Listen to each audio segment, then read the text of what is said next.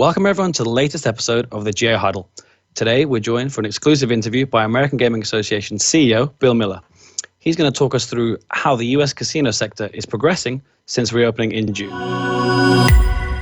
Thanks very much for joining us, Bill. Well, Tim, it's a pleasure to be on the show today. Thanks very much again. So the first thing I wanted to talk to you about today is it's been a busy time for US gaming in the last few months and a crucial time since casinos have reopened. Can you talk us through the industry's efforts to responsibly reopen? Yeah, no, I'm happy to. And I think that it's clearly, as it has been across the globe, the pandemic has shaken the industry. We had a point in time where the entire 989 casinos across America were all shut down. I'm happy to report that we are getting closer and closer to a better baseline, but that baseline comes from a very, very deep trough, and we're now at 87% of America's casinos that have now reopened, but they've all reopened with restrictions.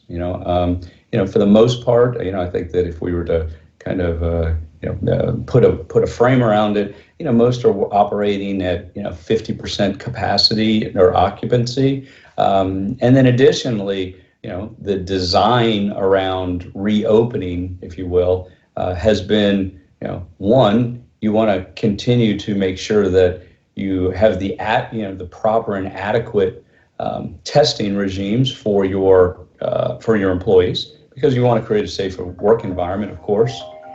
And then two, you want to make sure that the customers understand and recognize that they can have fun again, and they can have fun again in a safe manner. And so what we've seen, and the AGA just recently, it was just a couple of weeks ago that we released for the first time ever our commercial tracker that shows specifically on a quarterly basis, and we just introduced this for Q2 of 2020 for the first time, but our intent is to continue this to show the relative health of and strength of the industry as we begin to climb out of this hole. And so, specific to your numbers, Q2 on the commercial side, and as you know, in the States, the gaming market from a casino perspective is really divided into two major categories. The first category is tribal, and the second category is commercial. The tribal casinos report in a different fashion, and so our tracker, our Q2 tracker, only showed and only compiled the information around commercial casinos for Q2. And what we saw is in total GGR, $2.3 billion for Q2 of 2020, but that's down 79% year over year. And so we think that this is the bottom. We have every indication and every belief that was the bottom, and that as we continue to see the monthly numbers are slowly but surely getting better. You mentioned that obviously during Q2 a huge impact with so many casino closures. When it comes to H2 and Q3 and Q4, what are your kind of hopes? Because as you mentioned, it's slowly progressing month by month, but where do you think casinos can sort of see themselves by the end of this year?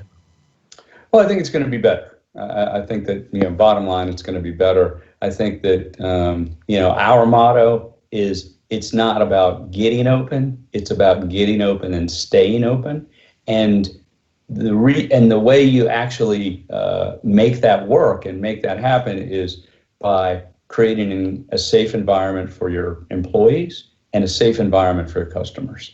And I think that what we've seen is that our members have gotten important and relevant guidance from health officials, certainly from governors and other state regulators, in terms of what should be the best practices. And in many cases, our casino operators have even exceeded those mandates and those directives, and or suggested in order to create that environment that is welcoming. And because we know this, that we've all been scarred through this pandemic, and that scarring is going to take a significant amount of time to get people to be comfortable with, even the small things, going to a restaurant, going to a theater, getting on an airplane, and going to a conference or going to a casino. All of those things require from the consumer a belief that it's safe to go out and enjoy life the way you did before COVID-19. Mm-hmm. Since reopening, and something you've spoken to us about in the past, and something that helps with health and safety, is a move away perhaps from cash and payment modernization. What kind of progress is being made here across the industry? Well, I'm glad that you mentioned that. It certainly was a top priority for me when I got this job about 18 months or so ago, and I think that while the industry was making important strides towards payment modernization, in a manner that that was reflective of the consumer's desires, and what we have seen is increasingly, because of CDC guidance, because of other guidance around cleanliness, germs, and cash, and reducing touch points.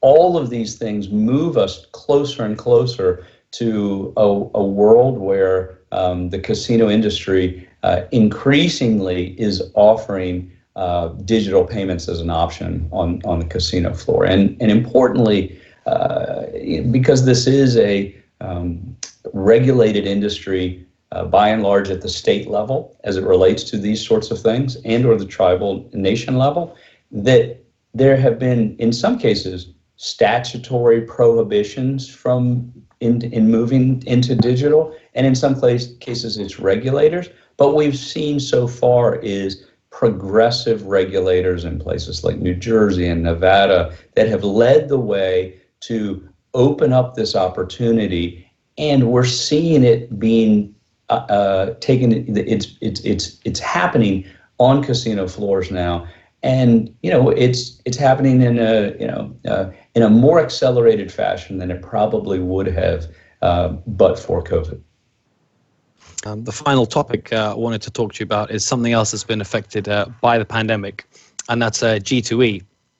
Can you give us an update on the latest with G2E Las Vegas?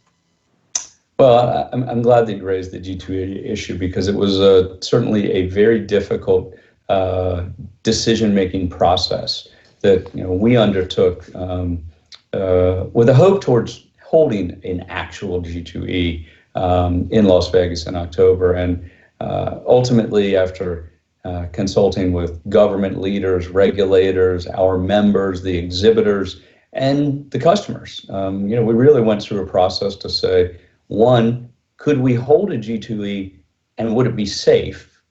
And two, if we could hold a G2E and it would be safe, would there be a market because of all of the devastation that has befallen our industry?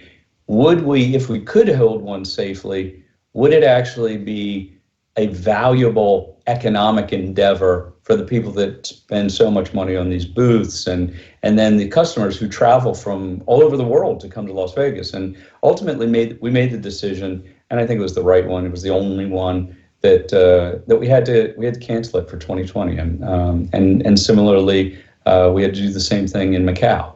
And so we've kind of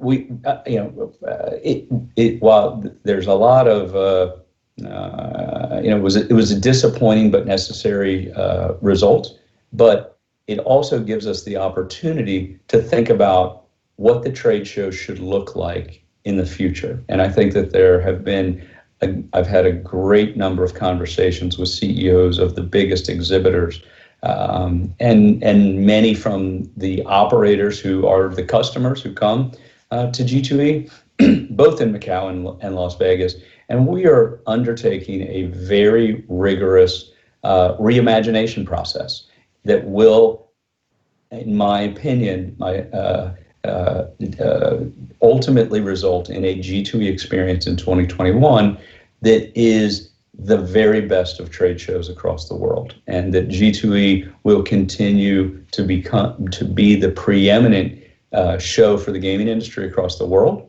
And so not having a physical G2E in Las Vegas in October, it frees up a lot of our time to go through that reimagining process and with all of the relevant stakeholders. And so we're doing that. In terms of the virtual piece of G2E is really something that we have always looked to augment the live G2E, and that is, for some people, they just can't, they can't find time, money, or budget to actually fly to G2E Las Vegas or to Macau. And so creating, what I would call a data hub of information that doesn't require you to be there live and in person to hear any number of our speakers or the educational components is something that we've always looked to do to layer over G2E live.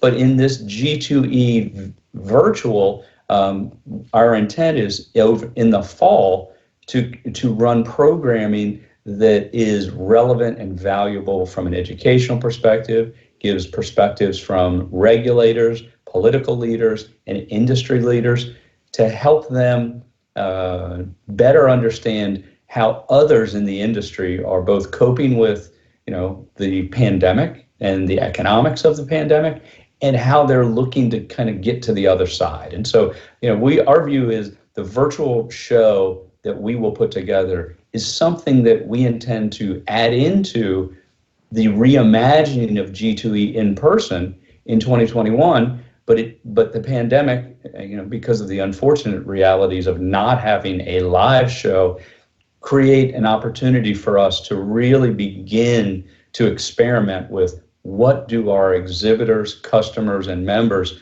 think is most valuable in a way to allow them to participate even when we go back to a live show in 2021. Well, thanks for those updates, Bill, and we wish you the best of luck with the event. And thanks for joining us today for the interview. Oh, it's my pleasure always. And be safe and be well. Thanks very much, and the same to yourself. To our viewers, thanks for watching, and stay tuned for more GI Huddle interviews coming up soon.